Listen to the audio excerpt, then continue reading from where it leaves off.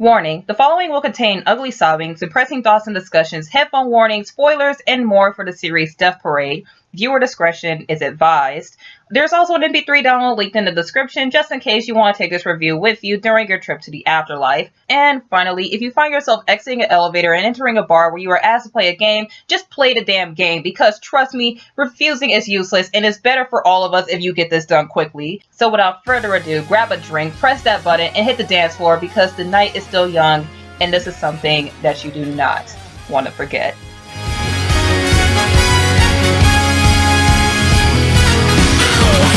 Hey guys, Kitty here, and I'm joined here today with my good friend who always joins me with these freaking dub reviews. Like, how many have we done together so far? 3? Yeah, this is like our 3rd one. Say hello. Hi, it's Emma again. Again? Oh, you're gonna be with me in 2017. You sick of it's me gonna yet? be cool. You sick of me yet, everybody? Oh no, nobody is sick of you. Like, I am incredibly grateful for you because you actually put up with my bullshit and you say yes to all of the shows that I throw your way. Because I am trash. Because I love you and you love me. But what are we doing today, Emma? We are reviewing the Double Death Parade. Woo! Holy shit! Goddamn! Okay. So, before we get started, number 1, spoilers. We already had the spoiler warning in the beginning of the video, but sometimes bitches don't want to listen. So, spoilers, again, along with an MP3 download, but mostly spoilers for the entirety of the show. So, you want to give the short description, or should I give the short description? Because we already know there's already somebody here who didn't listen to the warning. So, you want to do it or me? I guess I'll give it a shot. Alright, go ahead. So, Death Parade is about what happens after death. So we have these characters called arbiters that judge people's souls after death. Do they go into the void and disappear for all eternity? Or do they go for reincarnation and get another life? So we follow the story of Deckham, an arbiter who judges souls, and one day comes across a woman who he cannot judge because she remembers that she is dead. And I don't know how to keep going with this shit. Basically, feels death, psychological horror, not really horror, but just a lot of make you cry moments. That's all you need to know. And games. Oh yeah, tons of games, because like every time they're judged, they're like, hey, we're gonna figure out if you go to heaven or hell by having you play a friendly game of cards. Or, you know, just some darts or air hockey. Oh yeah, and by the way, these games have come with a cost, because every time you do like this one thing, something, you get physically hurt. I think the only one where no one got hurt was like the bowling one. Well, people got hurt in bowling, I think. No, they didn't. No, it was Old Maid. It was Old Maid too. Yeah, Old Maid and bowling is safe, but anything else you're fucked. Oh god, the fucking episode 9 and 10. Fuck. Like, I thought the darts episode was intense. That was heavy. Oh yes. But anyway, as per usual, we will be critiquing these characters by starting off with the lesser, least important characters and working our way up to the main characters. However, in the case of Death Parade, we are going to be switching it up a little bit because this is a show with a lot of one-off characters that we need to judge and review. So the way we're going to do this is by reviewing the one-off characters or the players, the dead people in this show first, and we're going to be doing it in order of the episodes that they appear in. So we're going to start off like episode 1, go all the way to the last one-off character in episode 10. And after we do all the players, we will be moving on to the arbiters / main characters. So without further ado, let's not waste any more time and start off at episode 1 with Takashi and Mihiko. How do you say it again? Mihiko. Yeah. Mihako? I think it's Minako. No, Minako. Machiko. God damn it. We are so bad at names. We are very bad at names, but you get the picture. We are not Japanese, don't yell at us. Yeah, we're stupid Americans who say Tsukiyama as Tsukiyama because we're dumb Americans who say it with a hard T. Mm-hmm. Watch our Tokyo Ghoul episode, it's great. I'm proud of that. Shameless self-promotion. So shameless plug-in is shameless. But anyway, Takashi is voiced by Eric Vell and God damn it, how do you say her name again? Obi? Machiko. Machiko is voiced by Trina Nishimura.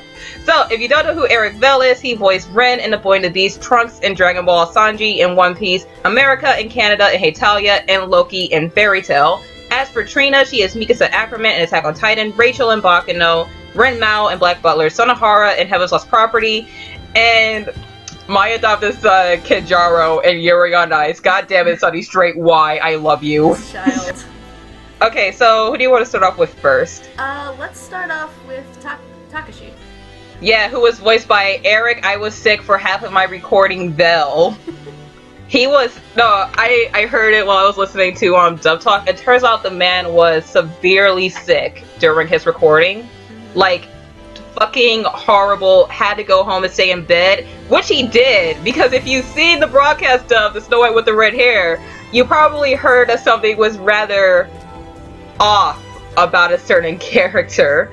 But here, his sickness really worked to his advantage. Now, don't quote me on this, because this is just information I want to get out before we critique this, so don't quote me on this, but I am fairly positive that they did keep in Eric's broadcast dub recording of this character in the home release, because if you do not know, the home release of these English dubs are the final product, yet sometimes, honestly, these broadcast dubs are just so good that they could just slap it on a DVD, clean it up, get the special features, and release it on Blu-ray, 5 months later.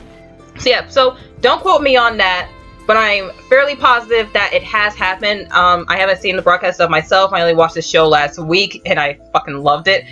But yeah, that's all you need to know. But anyway, speaking about him being sick, can we talk about those final moments where he's breaking down and crying? Oh god, that was so good. It was really good. In the beginning of the episode when he's yelling at Decim, his voice kind of sounded like standard English dub awkward when he was yelling, but by the time he's yelling at Machiko and breaking down and sobbing, it sounded a lot more legitimate, and I think the fact that he was sick in bed kind of contributed to that. Yeah, when I was listening to that part, I was like, dear God, you really were sick. So, him being sick was just a giant trump card for him. And it worked in his favor so incredibly well that I can't help but just kind of laugh at his pain a little. Trying not to be an asshole, because we already got in trouble for Black Butler. Yeah, stop being assholes to people. I'm not trying to be an asshole, but I was just kind of saying, just the fact that it was so horribly, I feel like I'm going to vomit, but I came into work today, and now I gotta act like I'm screaming and crying in pain, like I got my heart broken. It just, God, you just cannot help but laugh at that. Yeah, I feel like he dubbed over the first few lines that he had for the home release, but they kept in his gross sobbing from the broadcast. Because it was so good. Because it was so good, because he was so sick. Man, I really wish I watched that broadcast dub now. I'm pretty sure I did watch it, because I did watch it when Death Parade was pretty big, but... Yeah, you watched the broadcast dub. Yeah, I did watch it. And then you just kind of came back and rewatched the home release. Yeah, because it's been a long time since I've seen the show. Man, such a good show. I really wish I watched it sooner. I know. I thought I you kept telling me, when are you gonna watch Death Parade? I was like, I'll watch it when the dub comes out, and now it's out. And I was like, Emma, I am so sorry. I wish I watched the show sooner. Bro! Okay, but, what about the, cheating slut herself? Machiko. I did not feel like saying her name, so I said that in replacement. That's the only reason why I said that, because I forgot how to say her name. Yeah, she is a cheating slut.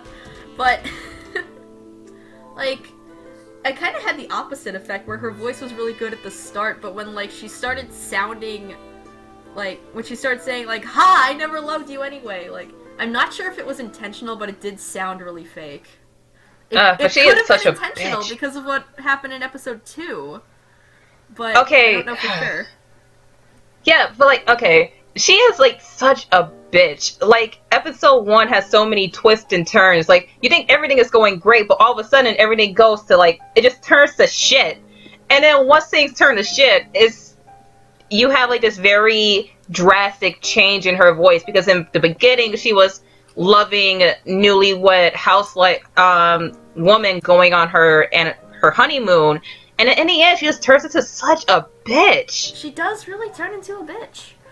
God, like, I never loved you anyway. Who would ever love you? Like, the man only wanted a child. You fucking whore. Yeah, but like after what Chiyuki said in episode 2, that like she might have been faking it so that he wasn't guilty about killing their child. Okay, that is very true, but at the same time, I'm just like, God, that just pissed me off so much. And then you just come in episode 2, like, she was probably faking it, like, maybe, but still, I'm angry. That's why I'm not really sure about like her last few lines. Like, was it awkward or was it like legitimately trying to fake being a heartless bitch? That is very true, because I was kind of judging that for myself. Like, that did sound a little off and kind of awkward, but at the same time, maybe it was just like a really selling and confusing performance, because I was kind of confused as well.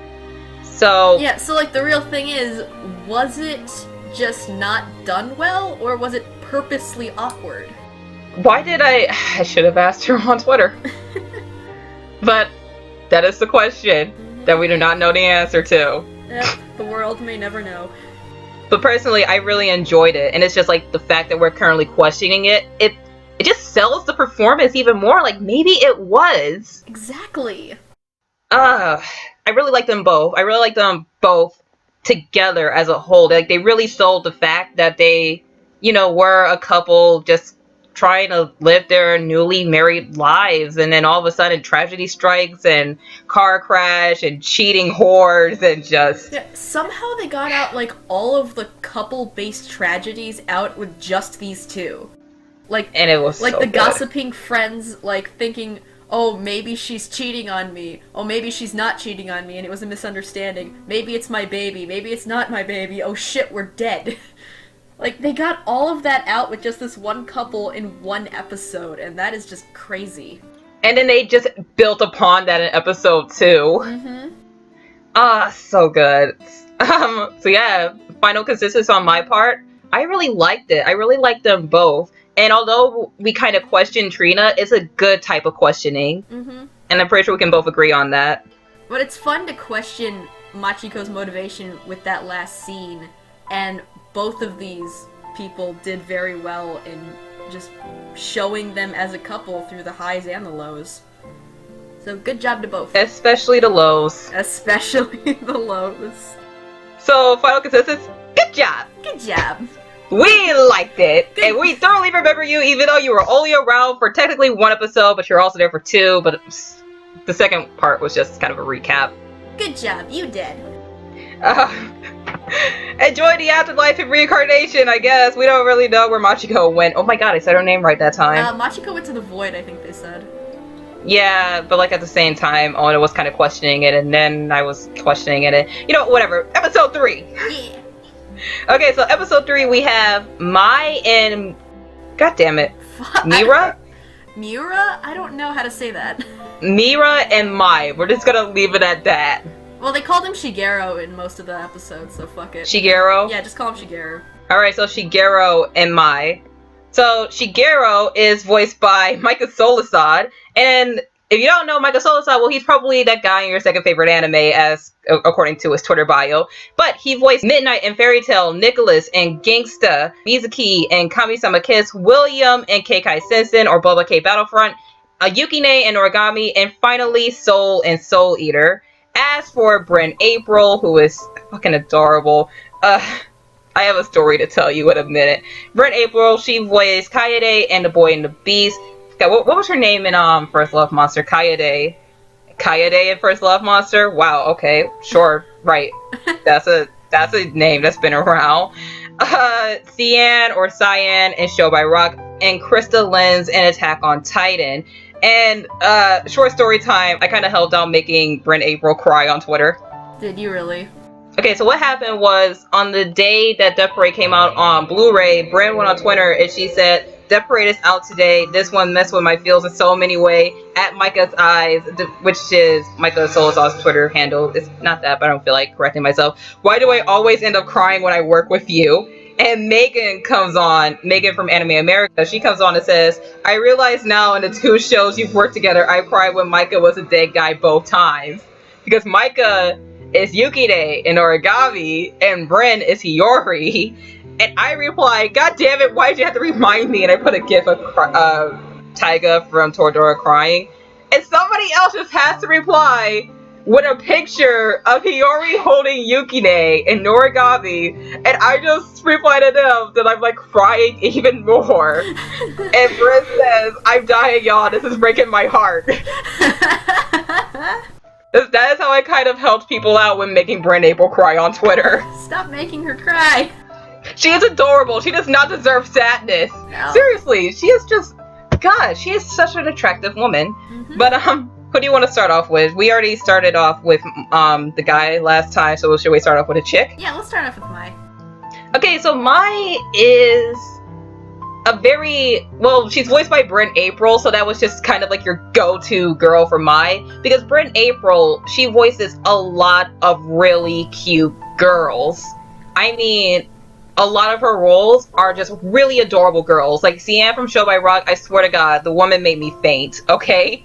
So, when it comes to a character like Mai, who is adorable, that's your voice. That's your girl. And so, just automatically, 10 out of 10 casting right there. Because Mai is very cute, even though she did some things to get noticed by her senpai. But still, she's adorable. Honestly, that isn't the craziest thing I've seen done in the name of senpai. In the name of the show in general, because that is like the tamest thing somebody has done in this show. Get plastic surgery. This was like the most innocent episode out of them all. Yeah, it feels kind of out of place too when you see how freaking sweet it is. Yeah, like no one like was in gut-wrenching pain, there wasn't any blood, there wasn't any like really, really sad crying moments between the characters. Like there was just a twist, like, oh shit, she got plastic surgery to get noticed by senpai. And that was it. Yeah, that was it. Like, you're honestly expecting something more, but then it's just like, oh no, she just modified her body. And like, they're even happier after they died. Yeah, just God, may you meet again in another life, like Decim and Ona, and the ending. Yeah. Because the opening, they just kind of gave it away, like, hey, Decim's gonna be gone, and he's gonna meet Ona again, and it's just like, alright, that's reassuring. Fuck. Especially after seeing him make a mannequin out of her, like that final moment in the final episode where she's just he uses a wig and dresses her up, and it's just okay, but like seriously, watching the opening super close after rewatching the series, it is fucking painful how much they snuck in. And so many... God, they fucking spoiled that she was a figure skater. Yeah. Like, the entire opening, I was like, who is that just skating across? Who are you? Where have you been? They had her figure skating in the background. They used, like, 3 clips from, like, the very last episode, or, like, the last 3 episodes in the title sequence. And then the very end with her holding the dolls, it's actually her mannequin version. In the final episode, that is. Ah, fuck. And then you just like see it, and it's just like, why? Stop! Stop hurting me! The show is over! Damn it! Don't break my heart! Stop hurting me! And then, did you notice that, like, during the part where they're swinging, like, somebody falls off of their, Oh yeah, I did hear about that. I think that was Clavis. Was it Clavis? I think it was. God damn it, Clavis. I gotta look it up again. Like, if it is, I'll, like, put a note on screen right now, but if you're listening to an MP3, then you're kind of screwed. If it's Clavis, like, open your fucking eyes, man. You can't see. He never opened his fucking eyes. He never God did. Damn it. I was, like, watching that the entire time, because with the thing about characters that always keep their eyes closed, you never want to see him open. Mm-hmm. I was waiting the entire time, like, what is he going to open his eyes? What's going to happen? Nothing happened. Yeah, the character that never opens their eyes, when they do open them, you know shit's going to happen. Kira Bradley, Full Metal Alchemist. There you go. Mm-hmm. Okay, but, back to this cute couple. Yeah, Shigeru, who has a beanie, and I fucking love beanies, so you earn 10 cool points. Beanies, yes. Okay, but, jeez, this is just another case of episode 1 with Shigeru and Mai, because Bryn and Micah have worked together before, like such in the case of Noragami, as I already stated before. So you watch this episode and it just works really well when they're together, especially with how fitting their voices are for the characters. Like, I haven't seen the Japanese that much, but I'm pretty sure that this is just the English version of these characters. Mm-hmm. Like, correct me if I'm wrong. I'm pretty sure. I remember I watched like the first 4-ish episodes in sub because the dub wasn't out yet. Yeah, and then you just move on to dub because you don't feel like reading subtitles. And then I just moved to dub because fuck it. Yeah, but geez, like I said, it's just they work together so well, especially with a couple who clearly have a deep connection with each other, and they kind of develop crushes as well, and it's portrayed very well. This was such a sweet couple because like they're bowling with each other's hearts, and like they can feel when they're getting flustered or nervous. Like that's just so cute.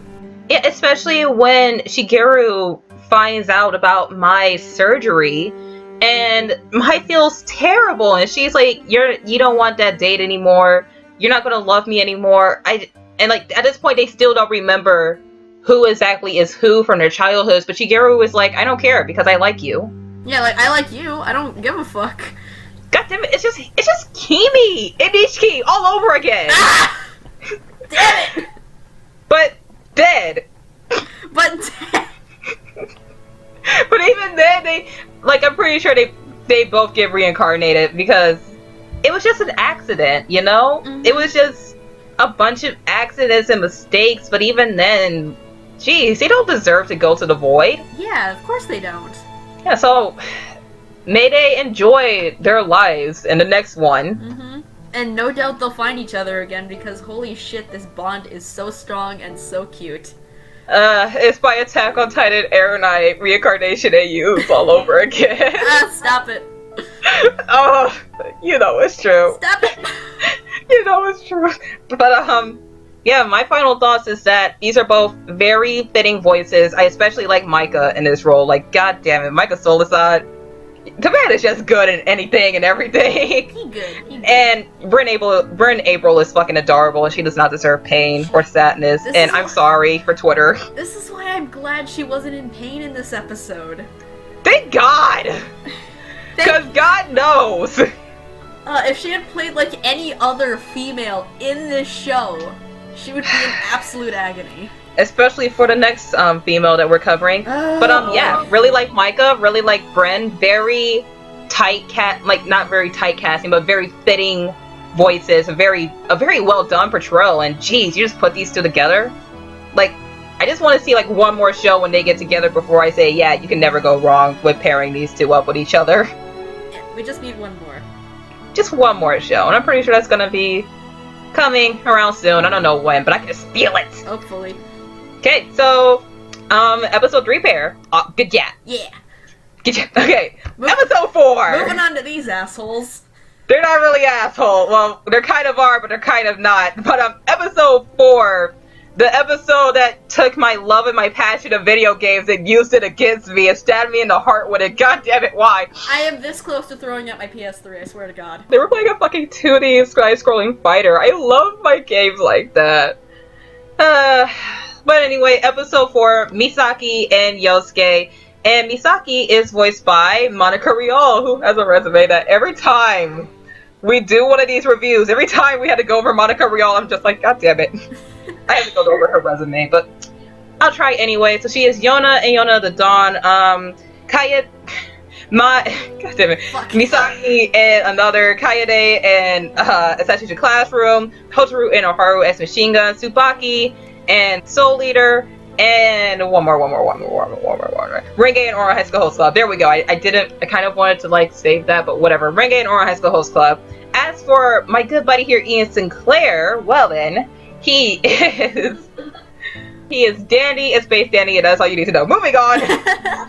Actually, no, he has a lot more, such as Brooke and One Piece, Dandy and Space Dandy, Sosuke and Free Eternal Summer, Warwick and Gangsta, major bonus points there, and Romano and Italia. God damn it, I love him. And Italia. So, you want to start it off? These motherfuckers.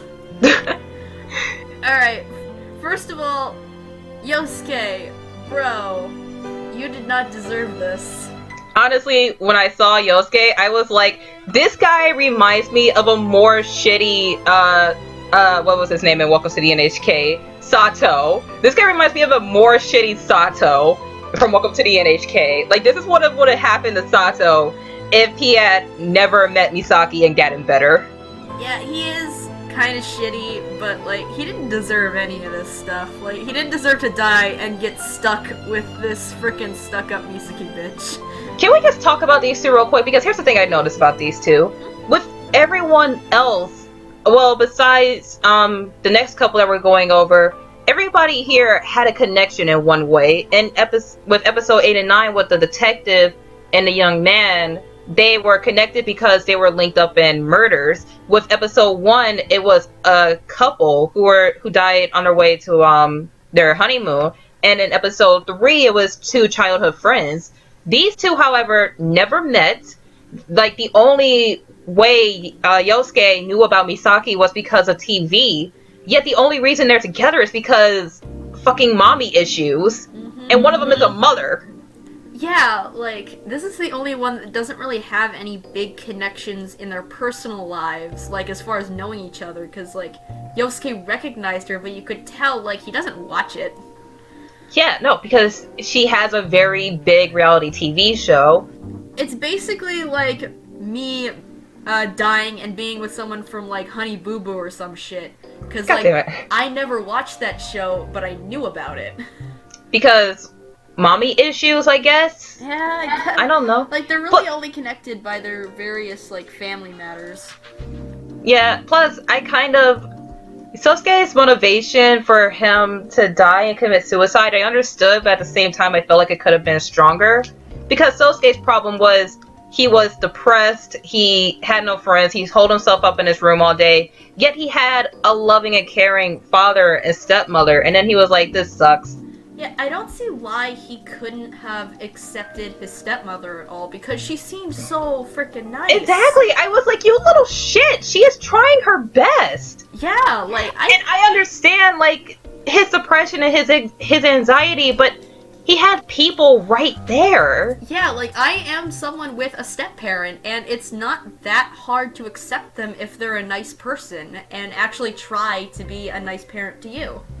And as someone who is between parents, and my father has a girlfriend, and she's super cool and nice. And I look at this kid and I'm like, what's the problem? I really felt like they could have established his character more and built on his character more, because it just felt a little off and weak to me. I couldn't fully grasp or understand that. Like, I understand his point of view. I understand where he's coming from, because don't get me wrong, for a lot of people, it's hard accepting somebody else coming into your life and assuming the role as your lost parent. But at the same time, with this kid, it just doesn't feel like they're... God. Yeah, like, they could have added in something like maybe the mother wasn't that caring to him, or maybe she was just stealing time away from his father and he got no attention whatsoever. But none of that was ever established. That clearly wasn't the case, but Ian Sinclair, however, he really did hit those points, even though they are incredibly flawed points. He really was a good Yosuke, even though I would argue, how old is Yosuke? He's in high school, right? I think so, maybe college? I don't know. Well, Ian, I kind of, I don't really want to call this a positive or a negative, but with Ian does get casted as a few high school kids, and sometimes it works, but sometimes it doesn't, because Ian has a very mature and adult voice, a voice that won't be able to fit most teenage high school kids. Now, if Yosuke was in college, it would have fit much better. However, with the teenage kids, like I said, I don't really want to call this a flaw. I don't really want to call this a positive or a negative, but just like as someone who personally, like not personally knows Ian, I don't know Ian Sinclair, but someone who knows him as a voice actor and who has seen him in many of shows, I kind of find it a little bit distracting when he voices high school kids. Just a tiny bit. Just want to point that out. Just looking it up, he's 24. Oh, alright then. Never mind. Forget everything I just said. Jeez, I thought he was like a high school, cause like he was in his uniform. He's probably like a college student. College students don't really wear uniforms, but like in one episode, like during his episode, when we were going through his flashback, we did kind of see him in a high school uniform, so I guess I thought he was a high school kid. Yeah, but he wasn't, like, a high school kid when he died. Okay, yeah. So forget everything I just said. Sorry, I couldn't look that Forget up. about it. I'm sorry, I just watched this show a week ago. God damn it. Oh, God. This is why I'm glad I have you, because you watched this show way before me. Well, I'm just looking it up on Wikipedia. Okay, by the way, I just want to say one thing about Yosuke. Just one quick thing. Yeah. Otaku Punch! I'm sorry, that was fucking great. Oh, God. Oh, damn. They really did paint him to look like a loser. I really love the idea of just kind of like stereotyping yourself as a video game character. Because just thinking of what I would have in that situation is freaking hilarious. I would... It would be Fujoshi Punch. Fujoshi Punch. I want one of those as well. Somebody please. Chop chop. Oh, God. Okay, but besides everything I just said, forget everything I just said. I'm leaving that in. I don't care, because just keep that in mind for future dub reviews.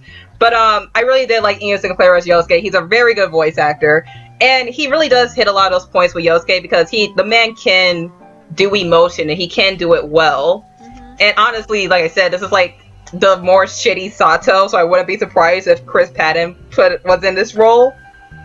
But geez, did he take inspiration from Welcome to the NHK? Because I was getting some major NHK vibes while watching this episode. Oh, I have no idea. Okay, but what about you? Because you didn't say anything about Yosuke yet. I think he did really well at, like, just portraying this video game nerd introvert. Like, it just fit really well. That was it? You said everything, so... Yeah, I kind of did. Right. But what about Misaki? Oh, Since Misaki. I stole the show I took everything from Yosuke away from you. Like, sorry. I got sympathy for Misaki eventually, but she is a bitch. Like, anyone who will just slam a random stranger's face into a video game arcade cabinet like 20 times, like, you're still kind of a bitch. Yeah, but at least, like, her motivations were much more, reasonable and explained compared to Yosuke, because she's a mom of 5 who has gone through so much shit. I mean, goddamn. The woman has... Goddamn. Yeah, she's gone through a lot of shit, but still, she's kind of a self-centered bitch sometimes. Just saying. Yeah, but even then, like, in the end, that kind of gets explained, because she's just looking after her kids. And when she's slamming Yosuke's face into the arcade, that's her at her breaking point, because she just wants to go home and see her kids, but she doesn't know that she's dead. So she is going to try her damnedest, because she has a very small child, and you can't just leave God, you know moms, you know how moms can get with little children, and just, you know, the babies are the babies, and God, I can understand. Bathers, I know. Yeah, it's kind of hard for me to explain right now, but I can understand, like, her breaking point and why she was kind of bitchy, because she's just looking after her kids. Like, you can't just leave a small child with your eldest son who's not even out of high school yet. Mm-hmm. So she just wants to go home and see her kids.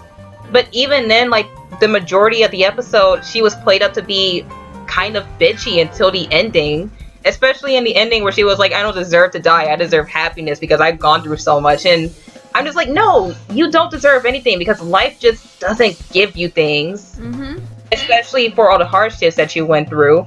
And that's why I really like Monica in this role. Yeah, Monica did very well at, like, ranging all the traits of her personality. Like, she did well at seeming stuck up and self-centered, and seemed like wanting to be, like, the center of attention fashion bitch that, like, she kind of acted like at the very beginning, but was still able to show, like, her breaking point both in her misery and, like, her insanity. Especially the part where she does show that she actually cares, because she really sells the point that she's just a mom who wants to go home to her kids. Mm-hmm. And she can't, because she did. Yeah, she did. I especially like Monica in the beginning of the episode because she completely sold me on Misaki. When you see her and she just drags Yosuke into the bathroom and she's like, you don't know who I am? I'm a famous star. I am from that reality TV show. Yeah, the second I heard that, I was just like, okay, you're a bitch. Yeah, and then you like get to the end of the episode and Monica just drastically has this change, like that you pointed out, and she really sold me on her performance. Just god damn it, Monica Rial. What did we do to deserve Monica Rial? She had to do like 3 tiny things just for this role, like seeming crazy and angry and lashing out. She had to be a bitch. She had to be a bitch. She had to lash out in complete anger, and then she had to just break down sobbing and show how much she cares for her family. And it's just and like, she shit. did it all beautifully. Beautiful as always, Monica. We love you, Monica. Yay, Monica. Oh yeah, and Ian's here too. Oh yeah, he's here. Good job, you guys. Good job. But even then, Ian also really sold those points, because when you see Ian, he's just this awkward guy, doesn't know where he is, doesn't know why this woman is with him, and then you kind of see him break down, and he's like, suicide. I committed suicide. Why did I do that? I am so sorry, Mom. If only I was able to call you Mom, then I wouldn't be here. And God, you must, when he does that part, I'm kind of like thinking about Yosuke and how he's seriously regretting his choices, but I'm also very much thinking about his stepmother, because she probably feels like all of this is her fault. And it's just another reason why Yosuke could have been a better written character. Mm-hmm. But we'll get to the more powerful suicide breakdown in a little bit. Why don't we move on? Oh, yes. Yes, so Monica, Ian as Misaki and Yosuke, good job! Good job, you did. This stuff is great. That's just gonna be like us for the rest 5 people. Okay, so moving on to episode 6, we have Mayu, and Haruta is voiced by our favorite cinnamon roll with an S, Josh Greeley. Yay! Yay, Josh! Our favorite cinnamon roll. Why is it that like all of his cinnamon roll characters just turn to the biggest cinnamon roll characters? Because the man can be a cinnamon roll whenever he wants. I know, in both contexts. So many people are like, wait, okay, we're saying it with a C and we're saying it with an S. There you go. Sort this out yourself. Yeah. Okay, but Josh Greeley, you probably heard him as... Oh, God. I'm sorry, I'm getting the giggles out. But Josh Greeley, you probably heard him as Armin in Attack on Titan, Yuri Kasuki, and Yuri on Ice. God, I cannot wait for that to My babies. So much gay. Good gay. Good gay. Subaru and Diabolic Lovers. I really need help saying this, so let me try my best to pronounce this. Toyohashi and Drifters. I'm sorry, I just started watching that show last night. Please forgive me. Nitori and Free in a Free Eternal Summer. And finally, Sosuke and Honda-kun. As for Leia Clark, she is Saki and Eden of the East. She's Ezekiel and Maria the Virgin Witch. I hope to God I said that right. Seriously, I've always had such a hard time saying that character's name. Gigi, Empress's Jellyfish. Murmur in the Future Diary. Murmur? Okay. Yeah, that one little bitch that was like fucking up everything. There you go. We got one more Murmur in the Future Diary. Thanks, Emma. Thank you. And finally, my profile picture, Blair and Soul Eater. Waifu. Yeah.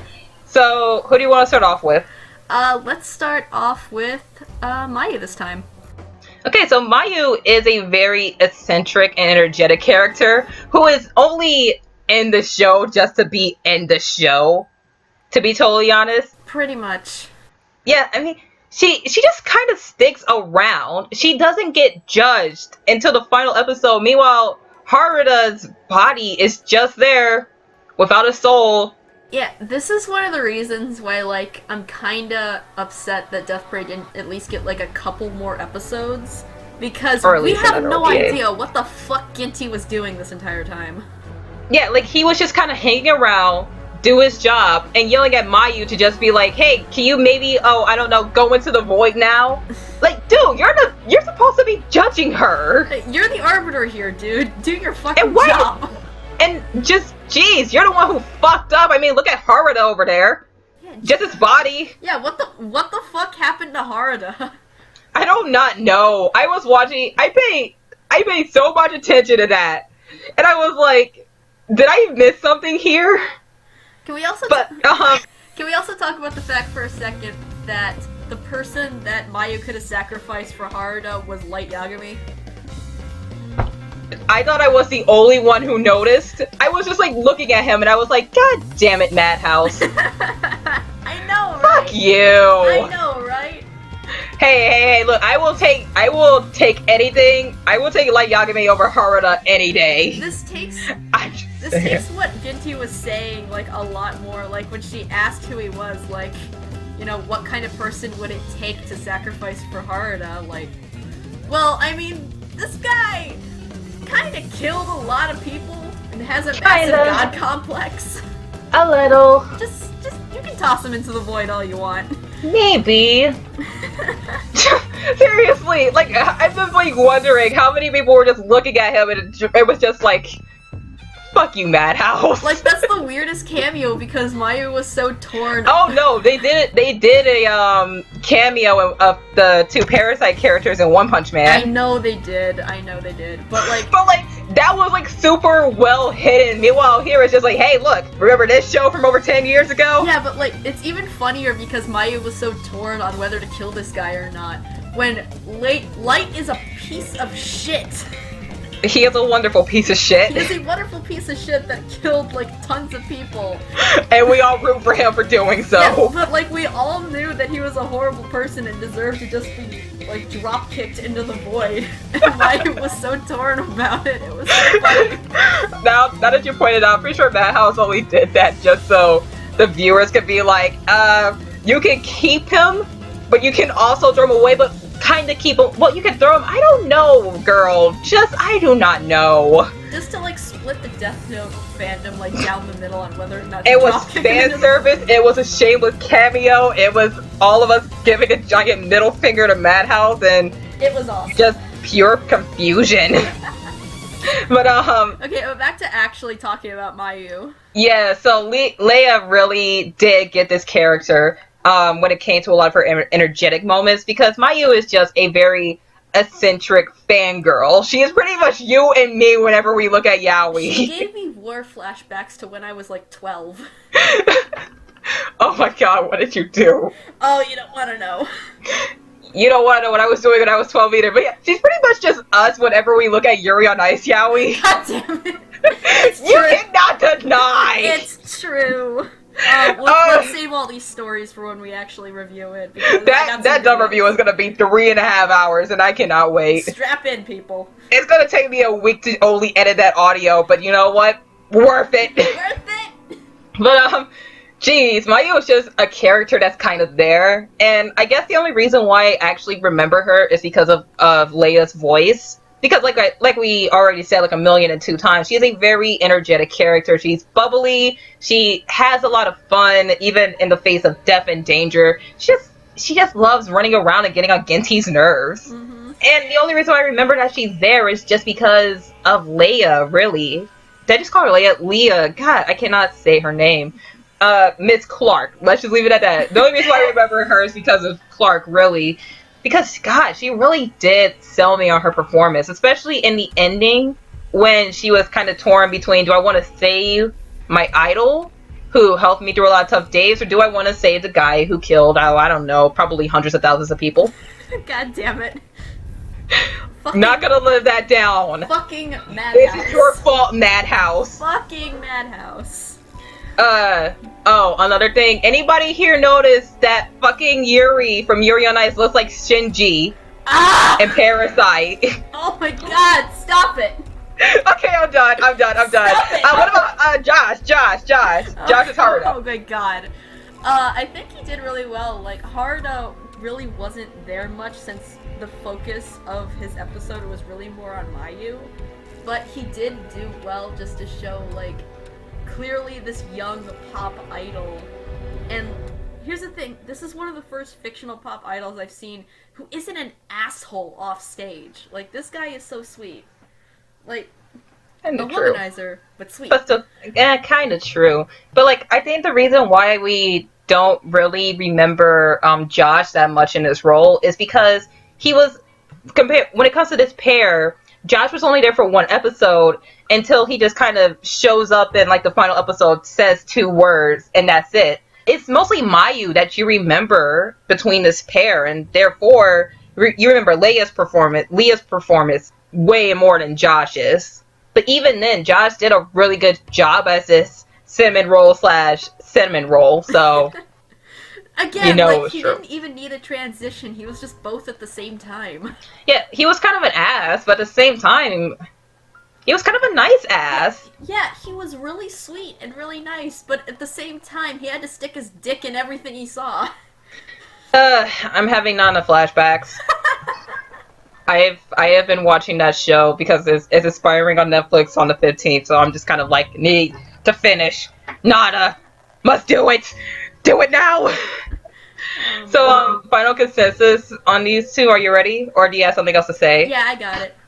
They both did really well for these characters, but Haruto was kinda overshadowed by Mayu, who just got blown out of the water with this performance.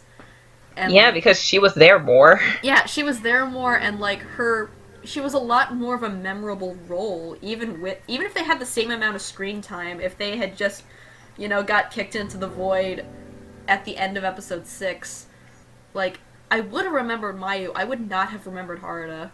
Yeah, because Mayu is just, she has more personality compared to Haruta. Yeah, that isn't to say that Josh did a bad job with Haruta. No, of course not. It's just definitely not. it's just the characters. It's because of the characters. It's the reason why we remember Leah as Mayu way more. Yeah, like, they both did a great job, but Leah specifically, fan-fucking-tastic job. Yeah, because she's there more.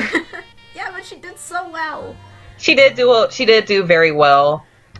So good job. Good job. You did. We've said that at the end of every single one, but you know what? Whatever. I don't give a Because we fuck. have to. Because it's This is true. a very good dub. It's true. So- They did a good job, and they're all fucking dead. And that, the best part? That's not even a spoiler! Yeah! If you go into Google right now, you search Death Parade, search a character, Death will automatically fill in, and you will not be pissed off. Like, the choices are either dead or not human. Pretty much. Okay, so time to move on to episode 8 and 9. Oh boy. Oh boy. You ready? Yep. Good God, Jesus Christ. So, episode 8 and 9, the first candidate. Let me just try and. This was such an intense fucking episode. Jesus Christ. It was so intense. Like, no wonder they had to split it into 2 episodes. I Holy fuck. can't even say the guy's name. Okay, let me try. Shimada. Did I say that right? Shimada.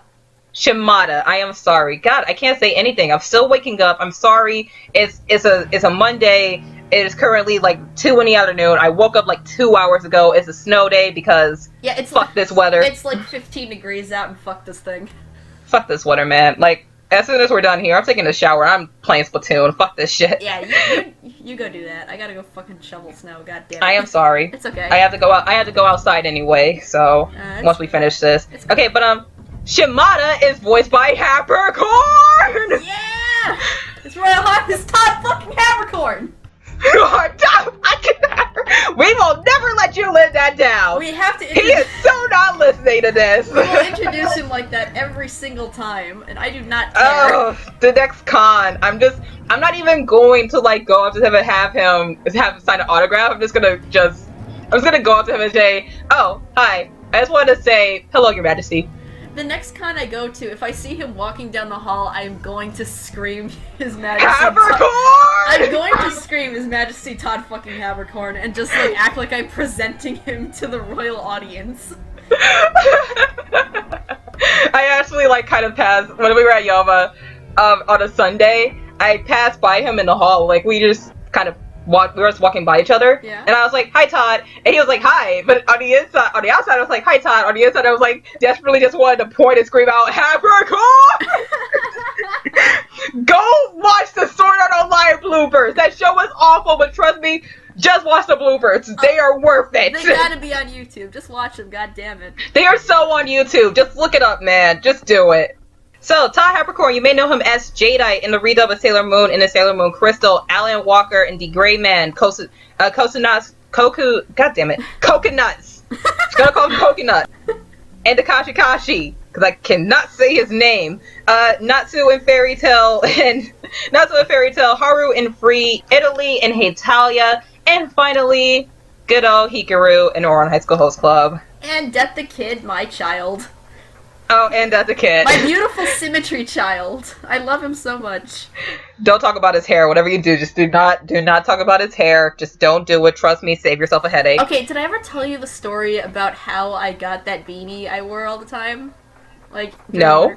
Okay, so, I roleplay a lot with one of my friends online, and we were doing, like, a Soul Eater thing. So, the fan character I was using gave Kid a beanie to cover his stripes, and then the very next day was Christmas, so I opened the present from my friend Mia in Seattle, and she had sent me a Death the Kid beanie with the stripes on it. And I was just like... Once the stripes are gone on one, they must reappear on another. Like, oh, that is wonderful. The asymmetry must live on. Jesus Christ, that is beautiful. Okay, we gotta get back on track. Okay, back on track. Your friend is amazing. I know, that was beautiful timing. Okay, but as for the second character, Tatsumi, the detective, he is voiced by Kent Williams. And you may have heard him as Mao in Darker Than Black, Damon in Dead Man Wonderland, Turkey in Hetalia, Hajime in Eden of the East. Deus Ex Machina in Future Diary. Oh my god, that was him? That was him. So, oh, I never knew that. Well then, there you go. I know. Kent Williams, ladies and gentlemen. Okay, so which one of these psychopaths do you want to start off with? Let's start with Our Majesty, of course.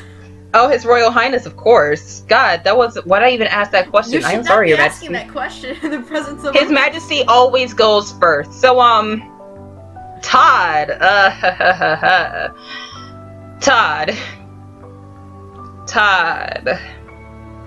Jesus fucking Christ, Todd. Let me just start off blunt. The final moments of this character, once he kills Tatsumi, and his final words, where he talks about how he has successfully avenged his sister, and he is going to do that for other people. When I heard that performance, I got chills. Jesus Christ.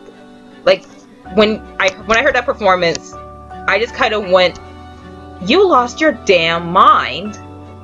And that is what I remember the most about Todd's performance. Just those final few moments where Shimada breaks and he swears vengeance. And you can just tell that this kid is never going to be the same again. Though that is the moment that got me. Well, I mean, he's never going to be the same again. He's dead. Well, exactly. Like, he's never going to be reincarnated. Of course, he's going to the void. But just this character was just so well done and written. And it's, like I said, God, those last few moments are what I remember the most about this character and about Todd's performance. Because you could just tell that this kid was broken. And that he would never be the same. And that just sent chills down my spine. Like, God damn, I got goosebumps. Yeah, like, we talked about it in the Tokyo Ghoul dub, like, sometimes he can't really do, like, super serious adult acting characters in, like, serious roles. Because he's annoying. And he's a fucking 8-year-old. 8 to 15-year-old. Yeah, somewhere in that range. But this performance, Jesus Christ!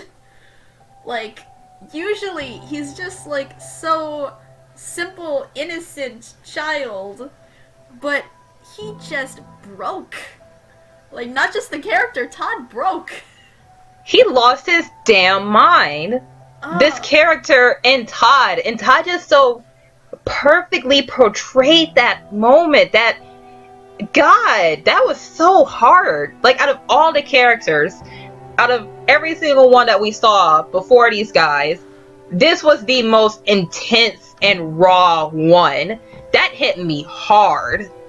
You guys have, like, you have no idea. I was shaking after I watched that. Yeah, because, like, all of the pairings before this, even when one of them got out of hand, they never, like, tried to kill the other or wished they could kill the other. Like, sometimes the other got a little bit injured, but other than that, like, it was never that serious. Yeah, and you were told up front that one of these guys were a murderer, but you didn't know which one, and then it turns out they're both murderers.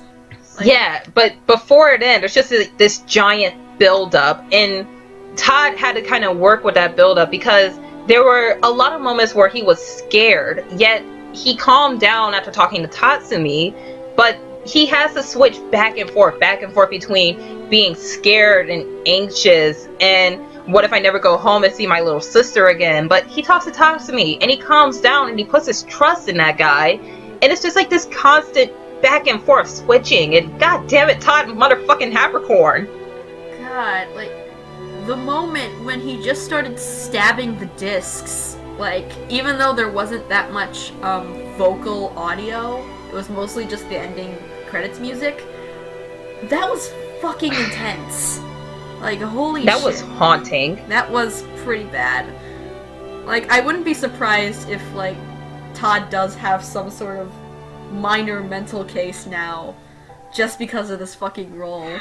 Okay, now see, we can say that about Austin Tyndall, but we can't say that about His Majesty. I know, but seriously, there has to be something wrong with him now, and I'm scared to find out if there is.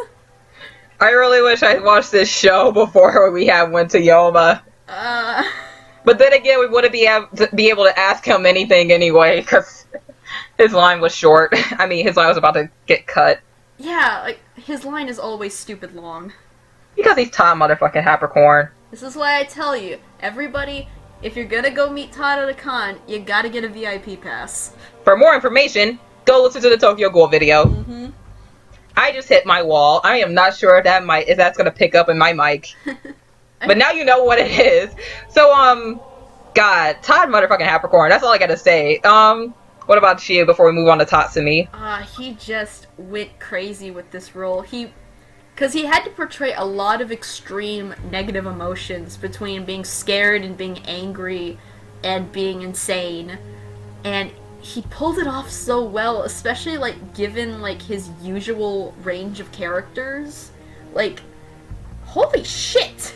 Those moments where he calms down and toes it back as well. He genuinely sold me on this performance. That's all I really had to say. Yeah, that was just beautiful. He had to hit like 17 extremes in one character. And it was in 2 episodes. And it was just incredible. Like, wow. Oh boy. Okay. What about Tatsumi? Kent Williams. Good old Tatsumi. It's a similar thing with Mayu, where Shimada completely overshadowed Tatsumi with his performance, but Tatsumi was still haunting in, like, his logic, mostly. Yeah, like, I believe the reason why Tatsumi is so shadowed by Shimada is because Shimada goes through a lot. Meanwhile, Tatsumi is genuinely, he's much more level-headed than Shimada, and most of the time he isn't scared or anxious because he's a much more mature character. He's a much older gentleman. He's gone through a lot more. He's pretty much the adult, while Shimada is just a kid trying to fit adult shoes. Just like Todd. Pretty much. In some cases. But yeah, that's kind of one of the reasons why he's a bit overshadowed by Shimada, because of how much calmer he is for the most part. But even then, he is still very, I don't want to say this word because I already said it, but he is a bit haunting and disturbing, especially during those parts where he opens up and he says, I am trying to hunt down the man who killed my wife, and then in the end he also loses his goddamn mind. Yeah. Like, it makes you wonder, like, I came up with a really weird question for this, but like, if you were being tortured by someone, would you want someone with no sanity that's just doing whatever they can to give you pain? Or do you want someone who's completely sane and, like, logically pinpointing what to do to you? It's a very interesting and confusing question. But, like, that's basically what it is with Shimada and Tatsumi, because it's revealed they're both murderers. But Yes. Tatsumi was more of, like, the cunning kind of character that's, like, trying to weigh out the pros and cons and eventually arriving at, hey, I can kill him, that's fine. Yeah, and he can get away with it too because he's a detective. Mm-hmm. While Shimada just more attacks out of rage and trying to avenge his sister. Yeah, but this guy is much more one step ahead, basically. Yeah, which begs the question, like, which one is more disturbing to look at? Like, the broken child or the one that clearly knows the ramifications of what they're doing and just doesn't care? The broken child. I know. It's an easy answer. Okay, look. Mostly because of his performance, because Jesus Christ. Both of these performances were very disturbing and genuinely haunting. Yeah, I was getting goosebumps, like, shit. Yeah, but it was Todd that I mostly remember because of those final moments. Just, like I said, the kid lost his damn mind. And I just couldn't help but just go, God. But, like, they both had a very chilling performance, but it's just Shimada had such a larger breakdown that he just became more memorable. Yeah, because Shimada was really the one that was pushed beyond his breaking point. Mm-hmm. I mean, Ona, or Woman, or Chiyuki, we'll get to her soon. Yeah. She tried to help him. She tried to hold him back, but fucking Tatsumi was just... He pushed them to that point, far beyond that point. Mm-hmm. And she couldn't do anything. And then you just see that moment. And he just goes, I will avenge you and whoever else deserves vengeance. And for a brief moment, I forgot that this guy was dead. I legitimately thought that he was going to leave and continue with his plans on becoming this vigilante of sorts. This shit, man. It's so horrible, honestly. Yeah, it's awful for both of them. Especially for this kid, because he's just a kid. That's all he is. He's just a kid who lost his parents, who barely got out of school and went straight to work while he tried to provide for his sister. He has such a good build-up all the way up to that moment where it just hits you, and it hits you hard. Yeah. But, I guess it's about time that we should move on, huh? Yeah, so, like, bad backstories for these characters, but good performances. Good job. I don't want to do the good job. Yeah, this isn't This is the one. Yeah, this you is do the it. one that deserves it. Okay, final player, episode 10. Shachiko, voiced by Linda Leonard.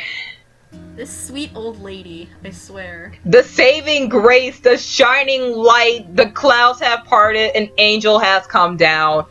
Especially after that bullshit we went through. I know! She was just there to kind of restore the viewers' faith in humanity after watching that episode. Yeah, she was basically the calm between the two emotional storms. That's true. But, when I was gathering my information, making the notes, and doing everything else, I found out that she is the wife of one of the players in the OVA, Death Billiards. Really? Yeah, because, have you seen Death Billiards? I really need to watch it. Like, everyone says, you gotta watch it before the series starts. Like, it's not... You really don't. It's not...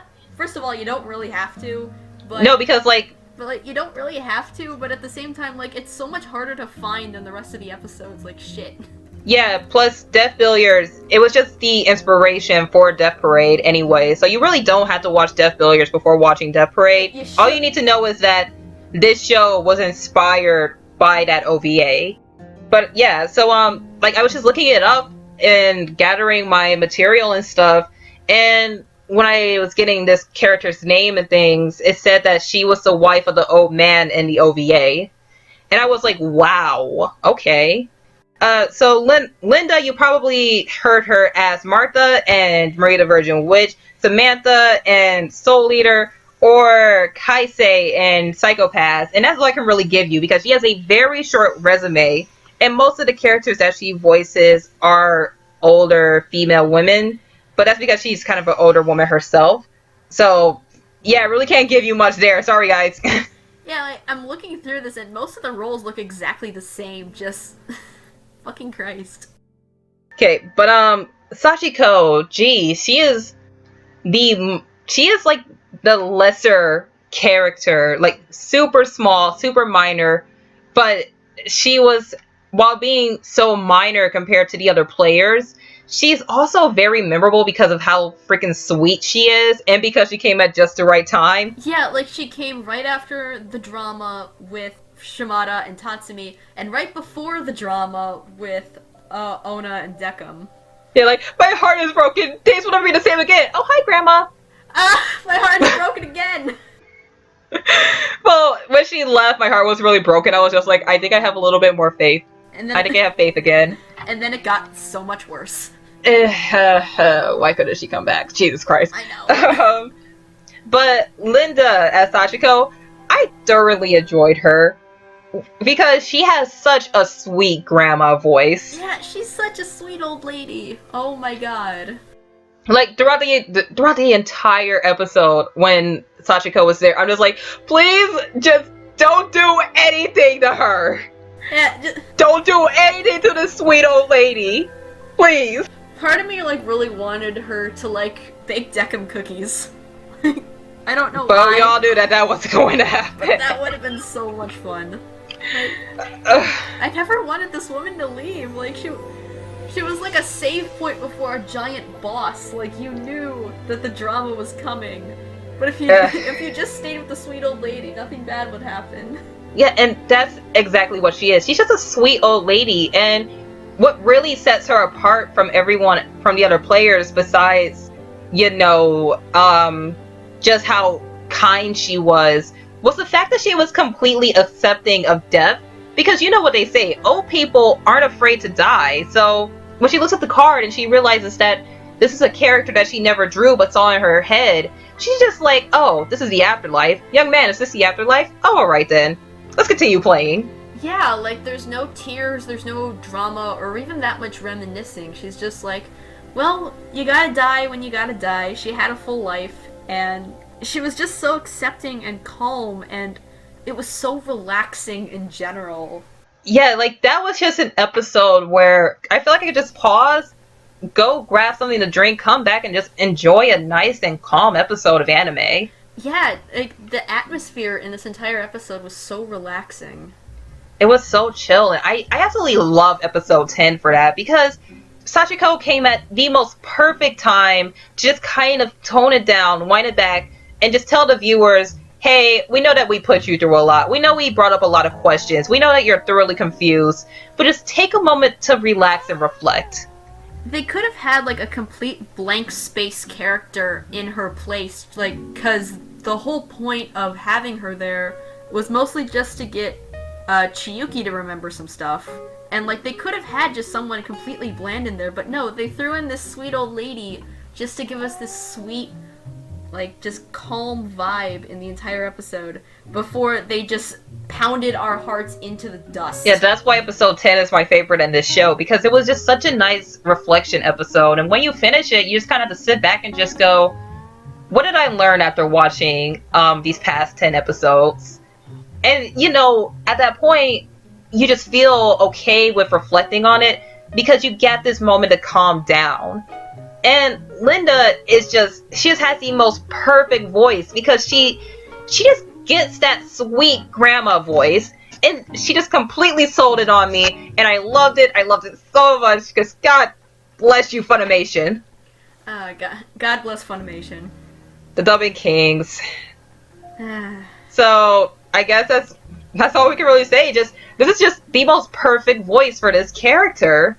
She's so nice and sweet and just relaxing grandma, just jeez. Yeah. So, Good job. good job. Good job. We can do it again. You I did. can do it again. See, that one's more deserving. Alright, so let's move on to these other fuckers. Yeah, we are done with all the players. Adios, bitches. Yeah. You're all No dead. more depression. You all Oh look good. wait, even more depression. Fuck. Okay, so we have finished the players.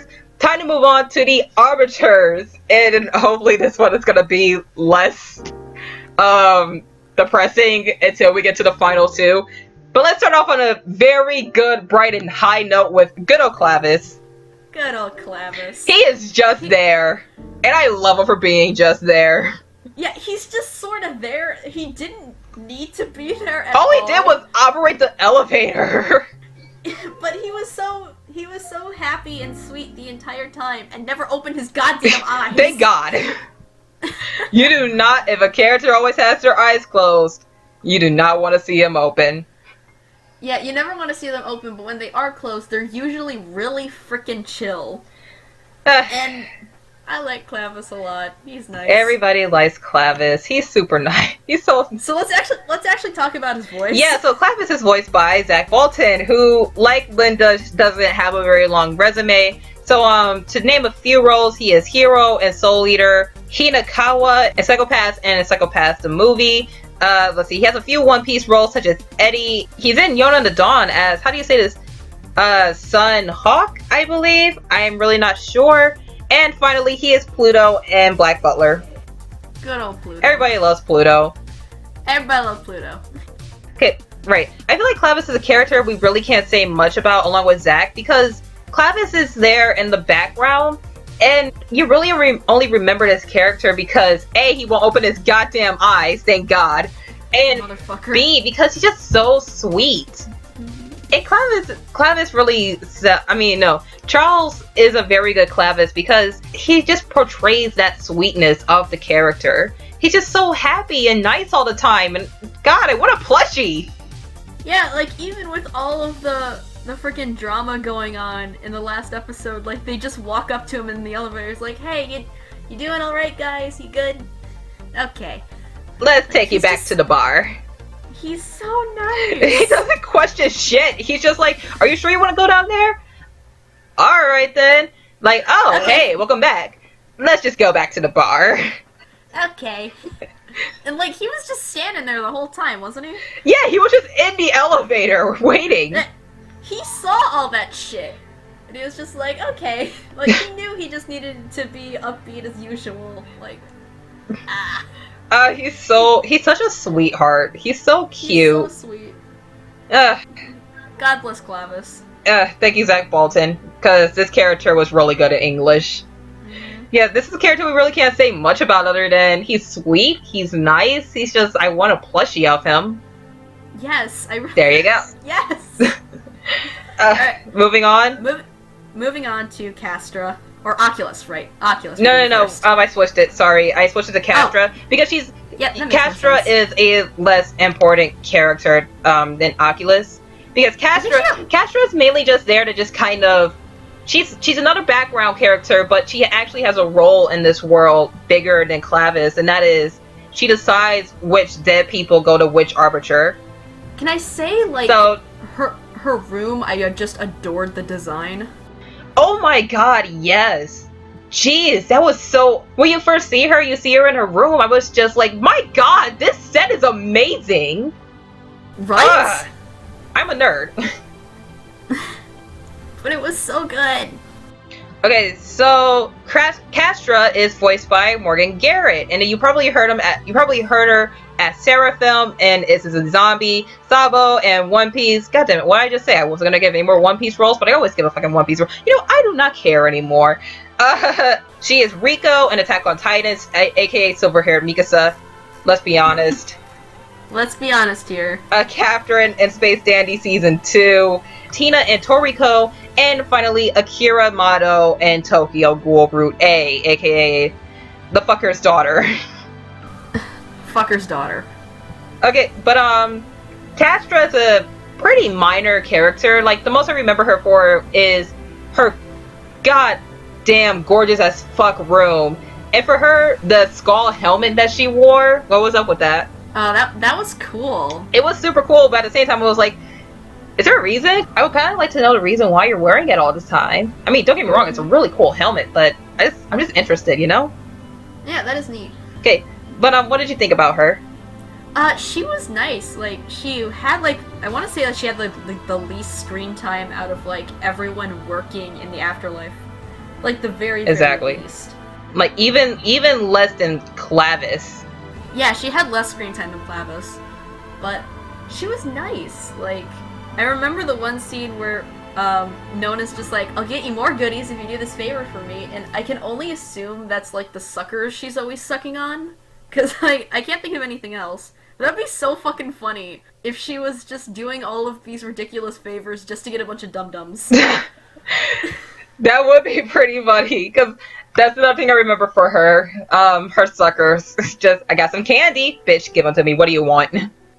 Also, blue raspberry. Beautiful choice. Wait, what? Beautiful choice. She has a beautiful choice in Dum-Dums, Castra. Oh, really? Oh, well, hello, best girl. Yeah, hers was light blue, so it has to be blue raspberry. Well, hello, best girl. How are you doing today? But as for me, I think Morgan had like this very well done, laid back and chill tone, because Castra, what she does is she just kind of lays back in her room and she just kind of types away and works and selects which dead person to go to each arbiter. So she has a really laid back job, and her facial expressions are also very relaxed. So she gives the character just this very chill tone to them, and I really like that because this felt like a very calm character. Yeah, I'm not sure if she counts as an arbiter because she doesn't actually judge. Well, no, but she does work alongside of them. True. Okay, but geez, such a minor character. We really can't say a lot. We can't say a lot, but like the 30 seconds she had, that was awesome. Yeah, because she was just so calm. Mm-hmm. Like, oh man, I feel like I could just go to a beach with you and just chill out all day. Oh yeah, that'd be fun. Yeah, I just want to. God, can we just like share dum-dums? No? Okay, here you go. I got like a giant sack of them if you want to hang out, Castra. Alright, you ready to move on? Yeah, let's move on to Oculus. Oh, good lord. Can I just like say one thing? Funimation! Fuck you guys! Because if you go on their website, if you look at the thumbnail for episode 12, it is just this disturbing as fuck picture of Oculus. I was watching this show at midnight, and I had it on full screen, and before the video played, just that thumbnail flashed up, and I was like, Jesus fucking fuck, shit, fuck. So, thanks, Funimation! Thanks, Funimation, you ass! So anyway, Oculus is voiced by Jeremy Swartz, and you probably heard him as Vincent Benetti in 91 Days, The Black King and Drifters, Little Oris Jr. in One Piece, Z in the One Piece film Z, Dolan and Space Dandy Season 2. Oh, he's also, got Emperor Dornkirk, what the fuck kind of name is that, in The Vision of Escaflowne. What the fuck? I just looked at this name. Yeah, like, what is that? Dornkirk? Oh, Isaac. We're just gonna call him Isaac in The Vision of Escaflowne. Okay.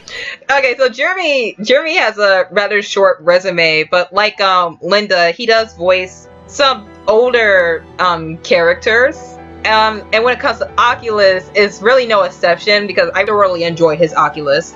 Yeah, it was a very good role because, like, first of all, I did not expect Oculus to get that scary. Like, for that one moment, I think with Clavis. Yeah, with Clavis. Like, oh god, I was just like Jesus, fuck.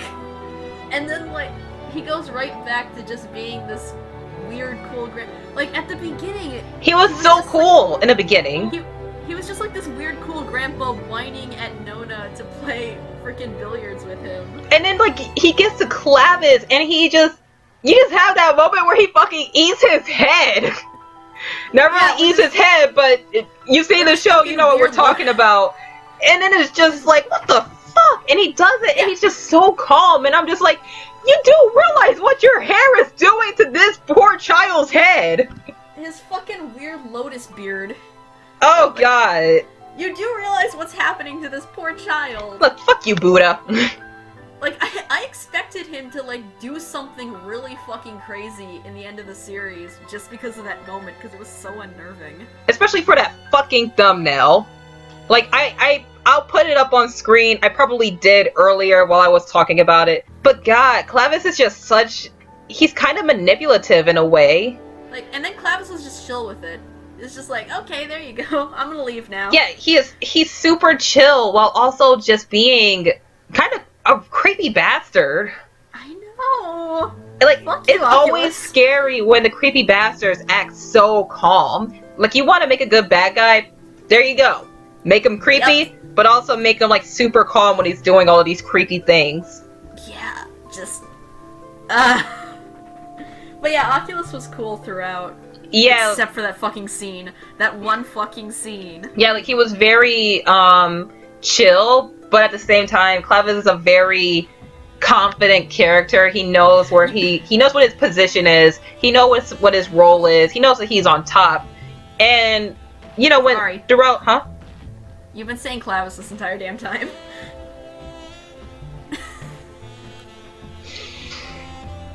Oh my god. Okay. I'm done talking here.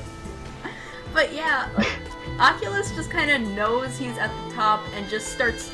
He just wants to chill all the time. And then when shit starts going down, he gets scary for like 0.5 seconds, and fuck you, Oculus. Oculus is a bastard. He's a chill, God. yet high and mighty bastard. Like, he was like a chill, happy uncle for a while. Who enjoyed playing pool.